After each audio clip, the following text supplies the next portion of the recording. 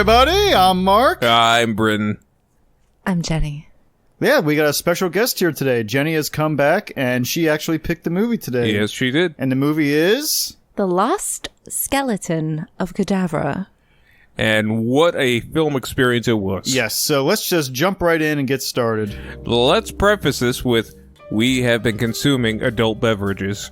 Yes, I actually had a Coca-Cola earlier, and it's kind of nice. And I had a Mr. Pibbs, or Dr. Pibbs. I don't know if he got his PhD. No, it's Mr. It was Pibbs. Mr. Oh. Yeah, he's a fucking bum. And RC Cola, but that's it. No, actually, I've been drinking some vodka. I think Britain's been drinking some vodka. Yes. I think Jenny's been drinking some wine. Just a little wine. Yes. And this will be our first, I guess, drunk cast for lack of a better term. I'm going to get very angry very quickly. So I know, and I'm going to cry. Yeah, I know. We've all been there. All right, so why don't we give a little rundown of what the movie's about? Oh, go ahead, Burton. That's your job. So the premise of the movie is that there is a scientist and his wife who on a bit of an expedition to, find this fragment of meteor, and the scientist is infatuated with science.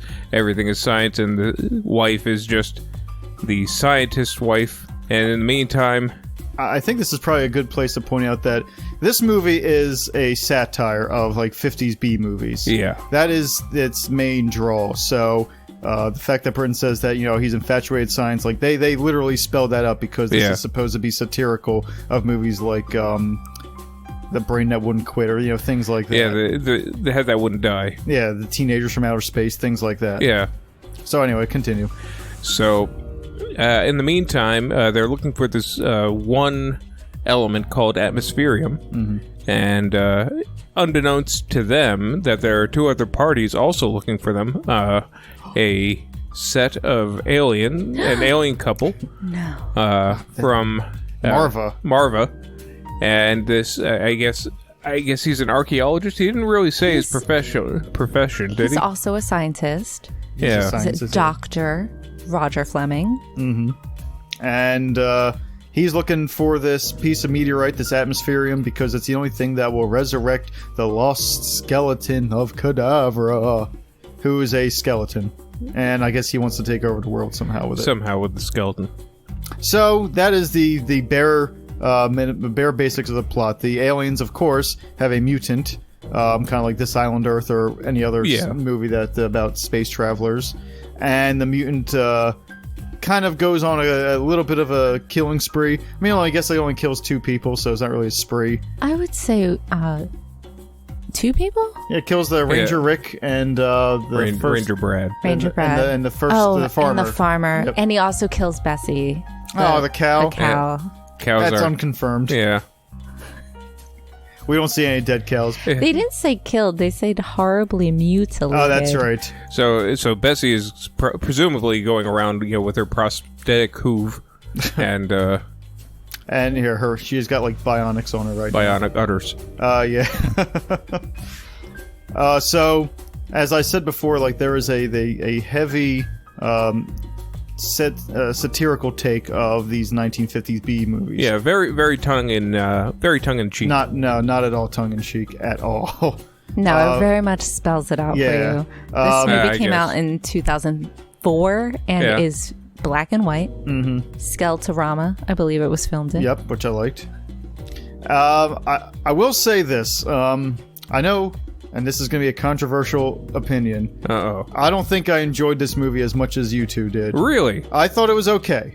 That is my... I was like, okay, I actually respect the movie for what it's doing. Yeah. More than I actually enjoyed the movie itself. The things I really liked about the movie were more the little touches than anything. I liked that their chemistry kit was the same for for Dr. Russell Struber and the other Paul and Betty. Like I think that was a nice little touch. They even had the same little box in the background. I liked like in the background of the alien spaceship, they just have these random gauges. Yeah, just just taped to the wall, and that's their sensitive equipment. I thought that was really funny. But most of the stuff, I was like, okay, it's enjoyable. I didn't think it was laugh out loud, but I did thought it was clever.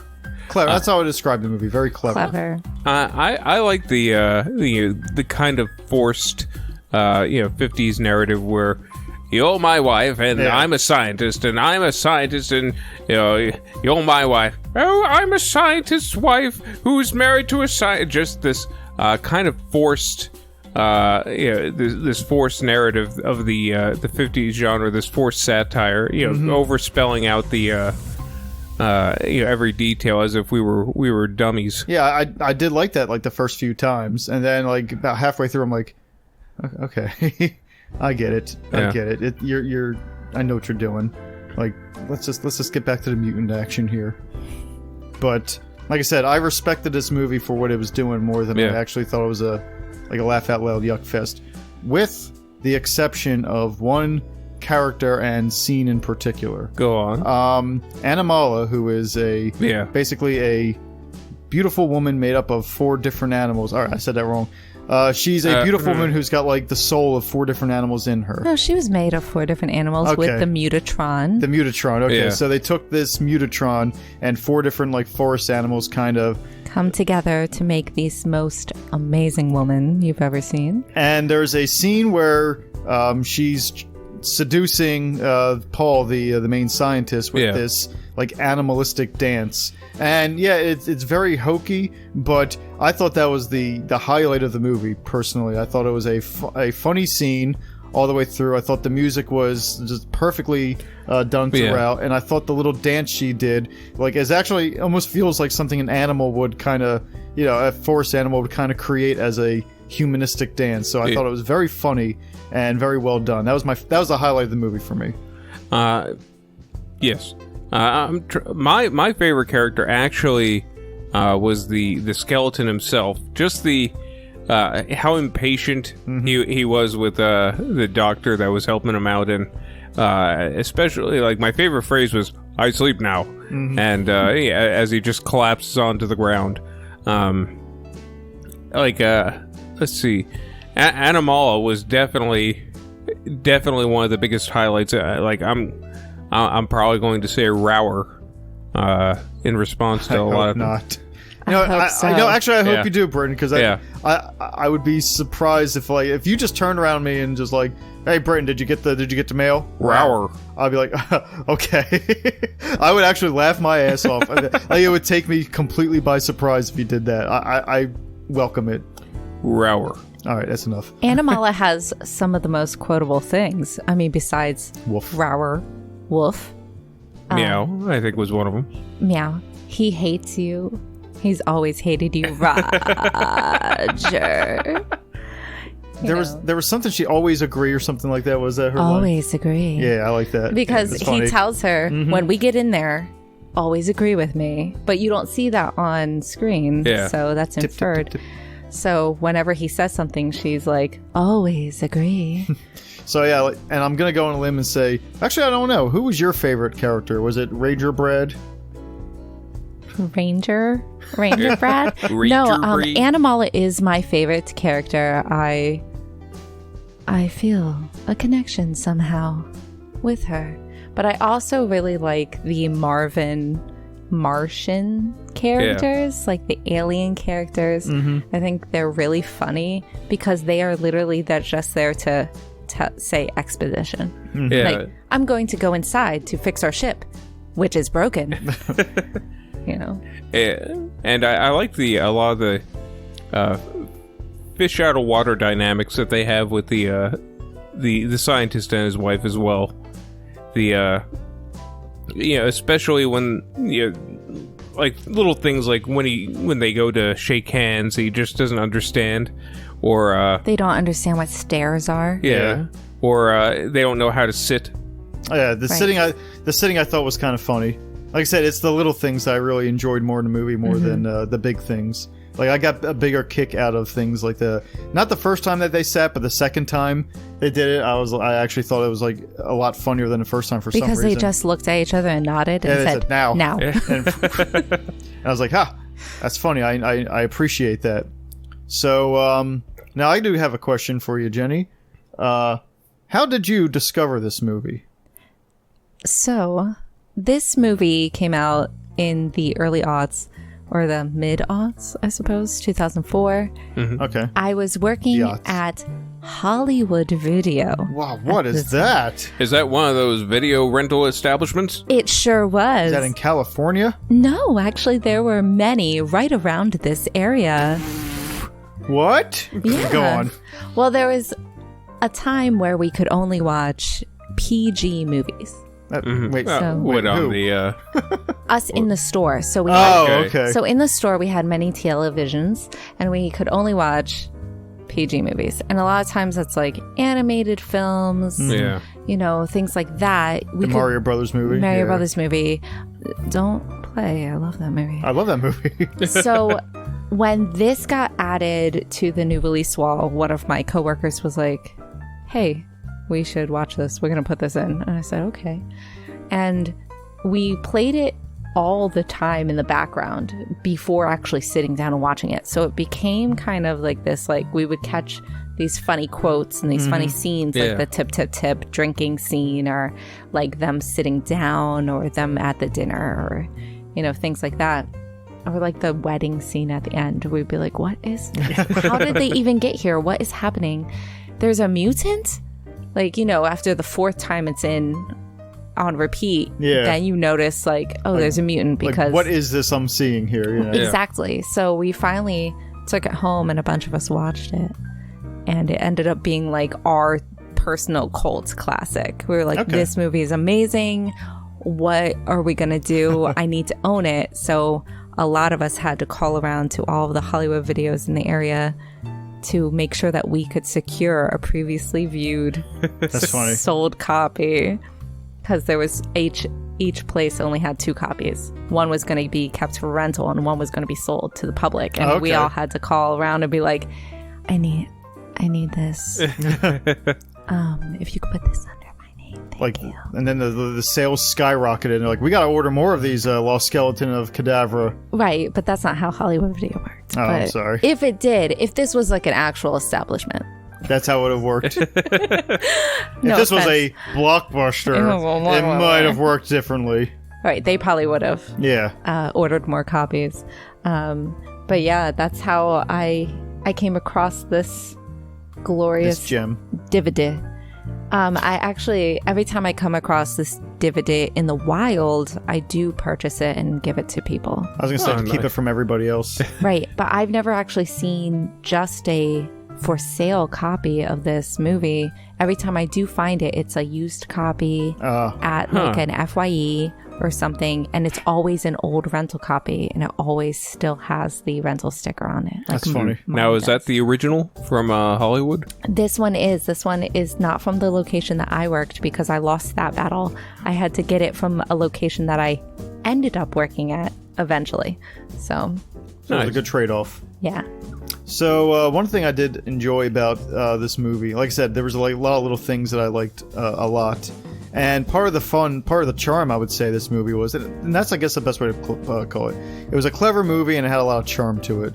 One of the things I thought was very charming was there were a few times when a character would be like standing, or, you know, at one angle, and then like the next cut, they would be somewhere completely different. Like the wife collapses and the husband's standing, and then the next cut, he's literally face to face with her on the bed. Like a startling jump cut. Yeah, and it was. I thought that was like a lot of fun. I thought that was probably the most fun, some of the most fun that was in the movie, because it's it really does kind of take you, like, it's almost like you know how they have a jump scares? It was almost like a jump laugh. Like, I didn't see that coming. Like, oh, whew, that got me.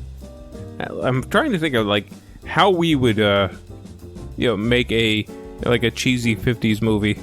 Well, actually, I was thinking about that while I was watching it, and 50s movies, for the most part, they almost write themselves in a way. Like, the funny thing is, I don't think we would have a good time writing or doing like a 50s movies, because even though we watch a lot of bad movies, me and you, we don't watch a lot of 50s movies. Like, the only time we watch 50s movies, or I watch 50s movies, are from like Mystery Science Theater, or I've seen Elvira do a few of them on her show, and that's the only time I really see them. But our wheelhouse is more cheesy 80s movies, or like early 90s movies. Like that's our sweet spot right there. Though I think we would do a good one if it took place in the 30s or during the vaudeville during days. Prohibition. Oh, okay. Yeah, Prohibition would probably be a good one too. That would be an excellent. All right, so let's brainstorm. Let's think of a good Prohibition monster. What are you, some kind of mutant? What are you doing here? It's a clean town. Well, let's see. Like, I guess the interesting thing would be like, what was, if we're going to emulate stuff from the 30s, it would be like, what would be, their monsters of the 30s other than, hunger? Yeah, that would be like, it would just be a fat kind of fat cat type cigar smoking rich man monster. That would be great. That comes in and eats their food. Like Ratigan? Yes, we just watched that. We just watched that like 2 weeks ago. I'm coming in here and I'm gonna eat your food and then please don't. We're hungry. No, that's what I do. Please. That's exactly the plot to Fat Catigan. Great Mouse Detective. Like Mark showed me that movie and kind of really underrated. It kind of really fell under the radar. Yeah, I thought excellent movie. I watched it just as a whim one time on #Disney Plus, and I was like, I heard some things about this. Let me pop it on. I was like, this is great. Fucking Vincent Price. I had no idea. Yeah, and he like really Sherlock Holmesy kind of. And he totally stole the show. He has like Vincent Price. He has this one. Oh, this is gonna be some spoiler alert here. Oh no! But like towards the end, he's like torturing. Like he has like an over elaborate death trap for the Sherlock Holmes Great Mouse Detective character, and like as he's like leaving them to die, he puts on like a record of himself as a bad guy. Just kind of explaining his evil plot and then singing. And I was like, that is the best thing I think I've ever seen. Like, this man is so full of himself that he has a record of himself singing. And you know what? That is exactly what I would fucking do. Like, torture him one last time. Like, Vincent Price has a good voice. I don't. But it doesn't matter. I think I can pull it off. Yeah, just keep listening, everyone. I'm sorry. That's not bad. That's good. That's good. Shut up. Stop looking at me. I can't stop looking at you after that. I know. Please, someone else say something. All right, a 30s monster. 30s monster. Other than Dracula, of course. Dracula. A motherfucking Dracula, yeah. Not just a Dracula, a mutant Dracula. A mutant Dracula during the Prohibition. Yes. Now, would it change who he drank blood from? Because they would not be intoxicated. Yeah, here's the thing. I want the whole thing to be almost allegorical. Like, now the vampire can't find a good neck to drink from because there's a prohibition going on. So he's drying up too. He's getting desperate. He's going out to blood speakeasies, where vampires have to meet up in private to find these private little things. This movie writes itself. Get a pen and paper. I already think that was a plot in True Blood, by the way. Ah, damn it. Oh, always sorry. True Blood. All right, how about motherfucking Frankenstein? He can't get fire prohibition. Nah, it's not going to work. Bolts. Fire prohibition does not work. It doesn't work at all. That's not a thing. Fire prohibition. You can't have fire. Go back to the cavemen. Quest for fire with Frankenstein. Fire isn't a moral thing to have in this city. All right, was the Wolfman in the during that time? Was that a prohibition thing? Yeah. Like maybe he's no Wolfmen allowed? No moons. I don't know. No moons. Everything's a new moon. Every day is a new moon. Every day is a new old moon. That's twice I sang in this podcast, by the way. That's You're welcome. Twice too many. Yeah, that's not. I think people want this. If you want me to sing more, just don't comment at all or anything like that on our thing, and I'll just continue singing. If you do want me to stop singing, comment. Wow. Yeah, I know. That was genius. I know, it's great. I see what you did there. Alright, so I'm trying to think of other monsters from the 30s. The Creature? The Creature, I think, was more 50s. Was he? Yeah, he was. Because that was like when Clint Eastwood started coming into his own, because he was in the Was sequel. he a monster too? No, he was in the sequel. He was in The Return of the Monster. That's true. Like, that was his first movie. I know. Fun fact. That was not a fun fact, but it was a fact. That was a great fact. Yeah. I'm proud of you. He was also in Tarantula. But anyway. Well, I feel like the Creature from the Black Lagoon was kind of already like the mutant that we saw. That's true. Yeah. like this misunderstood creature kind of thing that is kind of lovable. I got it. King Kong, somehow. Oh, okay. He was from the 30s. In the Prohibition? In the Prohibition. King Kong in the Prohibition? King Kong and Prohibition. I don't know why, but I imagine him wearing a vest and twirling a pocket watch. Like, so... He climbs up the building only because it's the biggest stage. Yeah. And, well, he didn't like the stage. It really wasn't his thing. No, he didn't like the cameras. Yeah, that's right. Like he doesn't like that. So, yeah, he just wants a drink, King Kong. Yeah. He's had a rough time. He's a fucking... Like, the big city really makes him nervous, and the drink calms his nerves. Stranger in a strange land kind of Exactly. thing. So he's there. He's like, all right, I usually drink this red fruit berry stuff from, that puts me to sleep from King Kong versus Godzilla. So he's like looking for a good drink, but unfortunately it's Prohibition. He can't find a drink. And he just gets angrier and angrier until he runs amok in, I don't know, Los Angeles. Des Moines. They don't have... I don't know if they have the capabilities to stop him there in Des Moines. Yeah, and that's a big problem now, isn't it? Yeah, like they have to ship like the airplanes. They're going to be a few hours away while he's climbing the top of the. There has to be an Air Force base nearby. He's climbing the top of City Hall, which is like one story. Hey, there's just he one old even guy. Have to climb. Hey, he just like kind of steps. They throw rocks at him and he falls. Hey, get up there! Hey, you! Hey, stop that! Kids these days. It was liquor killed the beast. Yeah, they brought pool to this town, and all of a sudden.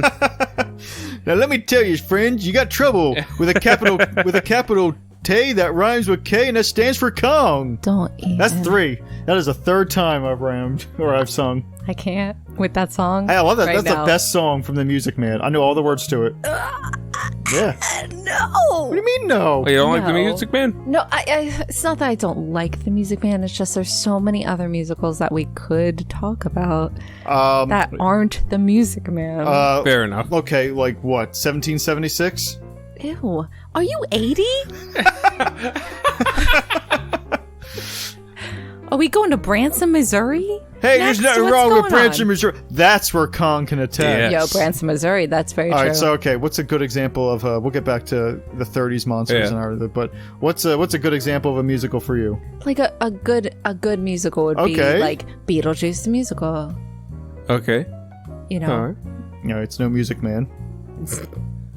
Wicked, Shapoopy from the Music. Shapoopy. You're right. I'm so sorry. Yeah, I forgot that stopped you Shapoopy. down. That's Shapoopy. Annie, the Star Wars parody musical. Oh, I thought you meant Annie, Like- the one with Jamie Foxx. No, we discussed this. I know.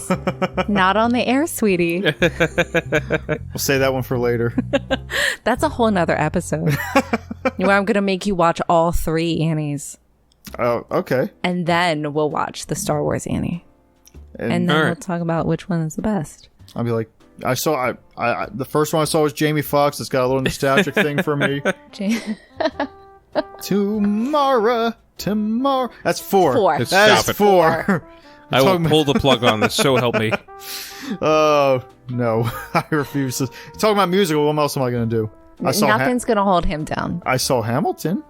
You did. Yeah, it was really good. Yeah, I that liked was it. very good. We actually have a podcast on it. It's our 2nd episode. I didn't watch it yet, I know. which What, is Hamilton? crazy because Hamilton. I haven't watched it yet. I'm the Oh. theater chick, and I haven't watched it. Like, even gone to any of the shows? I haven't seen it. Oh, Haven't seen it at wow. all. Haven't seen it. Didn't watch the plus of Disney. Oh, The- wow. The funny Yeah. thing to me is that Hamilton and 1776 takes place at about the same time. Yeah, and one is a good musical, and one And the is... other one's Hamilton. Great. One is good, one is great. I think you're right. I can't even defend 1776 because it really is a terrible musical. Yes, I yes. like one of the songs, but that's about it. I can't even name one of the songs off the top of my head. Dear Mr. Adams. Mr. Adams, dear 5. Mr. Adams. It's almost like a musical about drafting government documents isn't really that great or interesting. Yeah, it's and the songs Imagine aren't even that. that I good. know. Songs aren't even that good. We saw Cats. That was a musical. Yeah, I remember I made you watch Cats. We saw that movie 3 fucking times. That was, I have as well. Yeah, that was an ordeal. We talked about that. Yeah.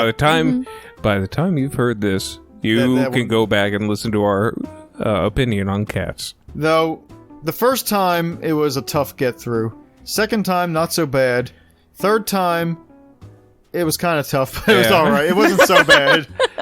It's like you guys reverted. I was just sitting there, I was like, you know what? Like, just get to the good part. Get to the old man singing. Yeah. That's funny. And old man singing? Yeah, old man singing, old Tomcat. Ian McKellen? Yeah. Gus. Ian McKellen was the best part of the movie. Of course he was. The second best part. Gandalf? I also like John Voight. No, yeah, John Voight was good. John Voight was pretty good. As the old Deuteronomy. John Voight's not in that. Old Deuteronomy. It's Judi Dench, you assholes. Oh. Idris Elba. But anyway. Yeah, we're really going down that road. We've already done Cats. Little Shop of Horrors, that's a good musical. That's a good musical. Hey, we all can agree.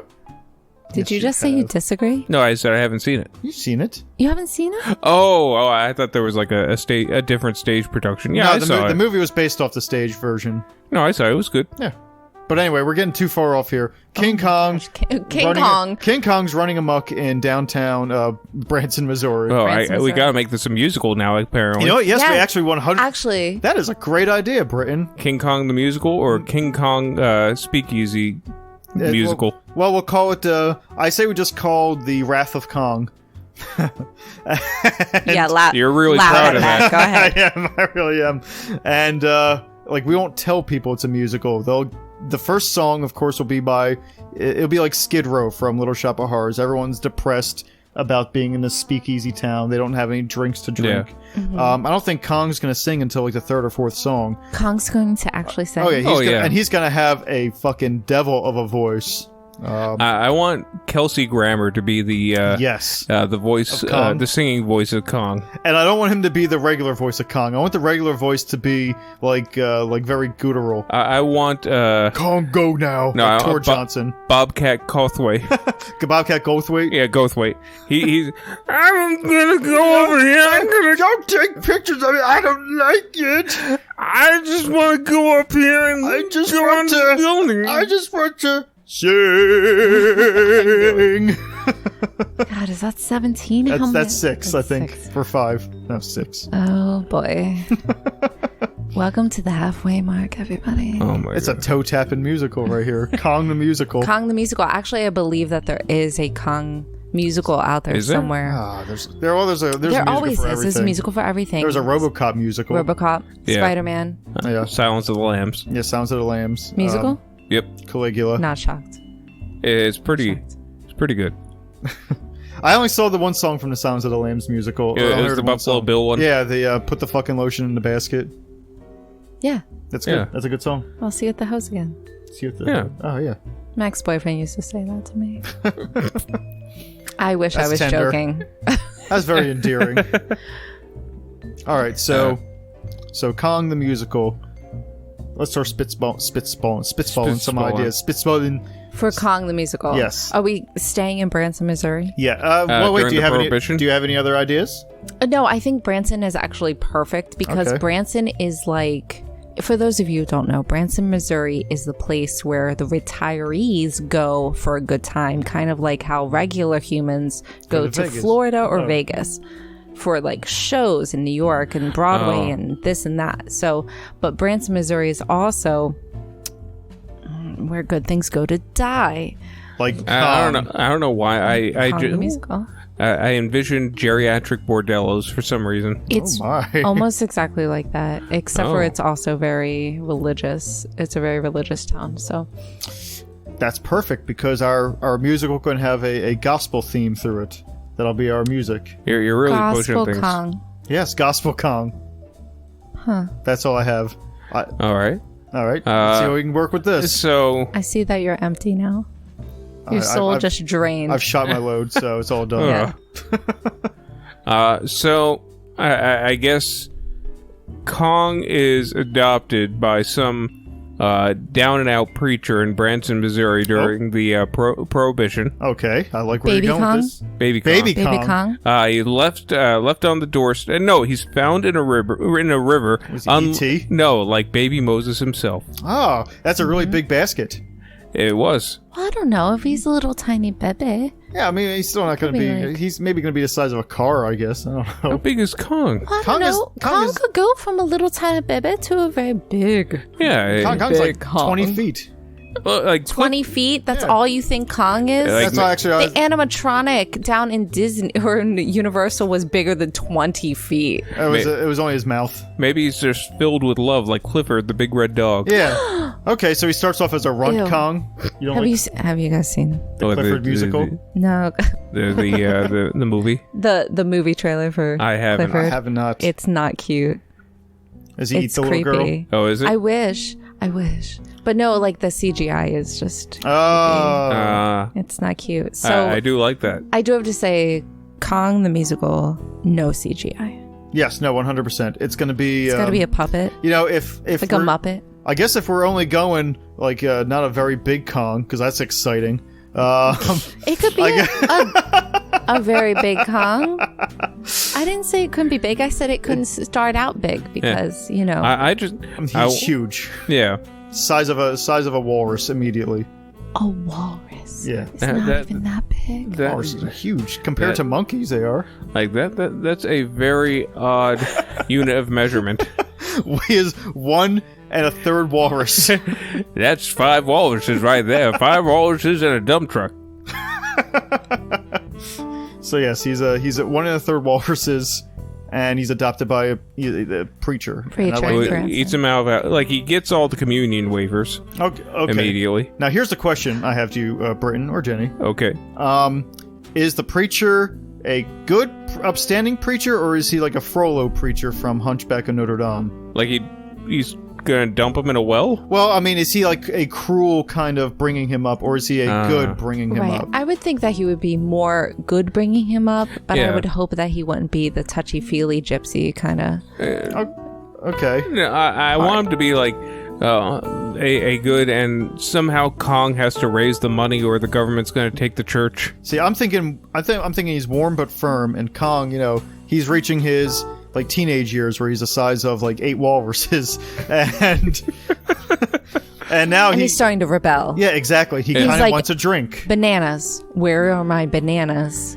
Banana daiquiris. Yes. Give me that. Give me it. No, I'm not touching you.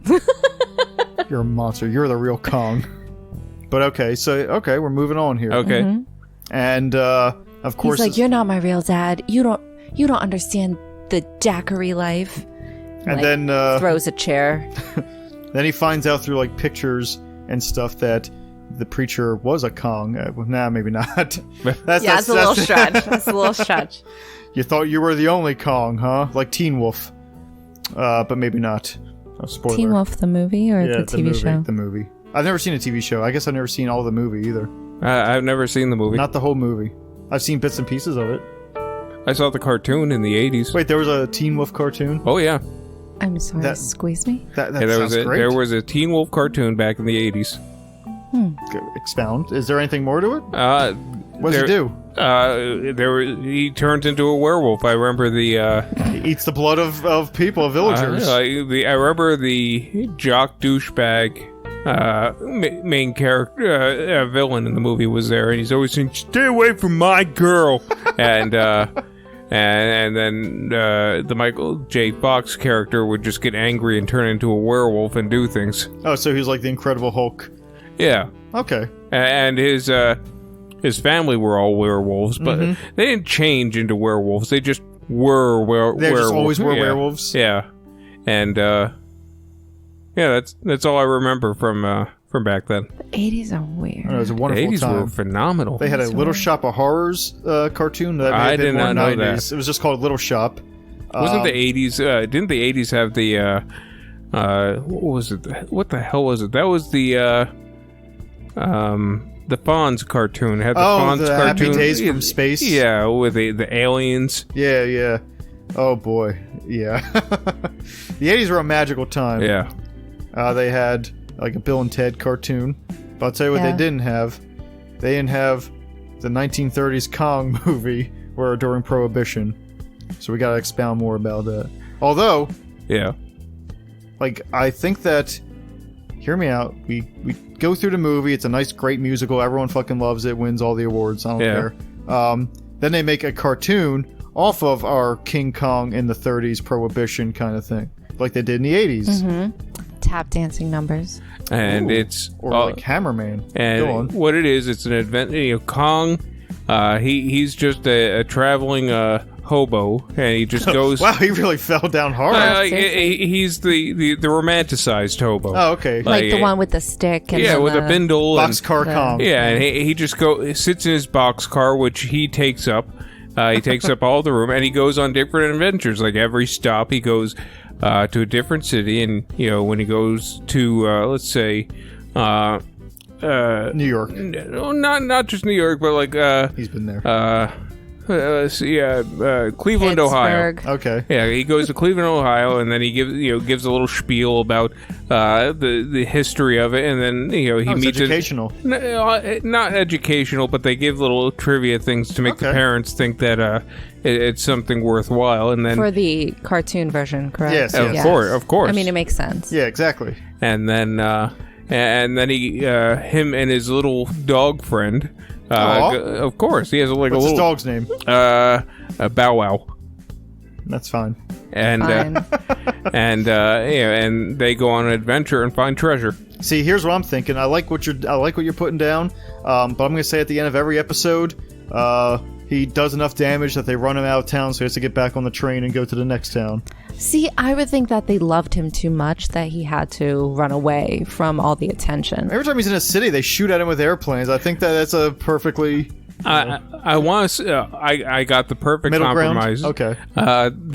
There's an equivalent in every town of like the Beagle brothers or the Beagle Boys from DuckTales, and they're always trying to get the treasure before Kong does. Okay. And every time he'll eat some kind of sponsored cereal like Banana O's, and then he'll get his Kong powers. Oh, like and, Popeye. Yeah, but it's some kind of brand sponsorship, and then he'll smash their base, and then they'll go to their next one in the next city. I was gonna say that he decks them and turns them to paste, and then he has to run out of town.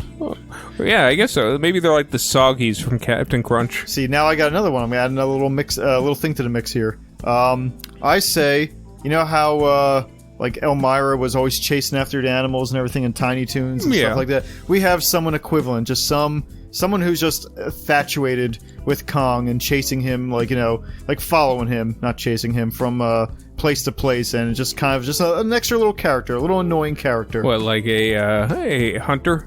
No. Well, no. Like, she's like loves a him. love interest, but she wants to smush him to death. Yeah, exactly. Because he's so cute and so adorable. He's gonna have big eyes. That would be funny, but I do think it's like some guy in a pith helmet and an elephant gun. I'm gonna get that.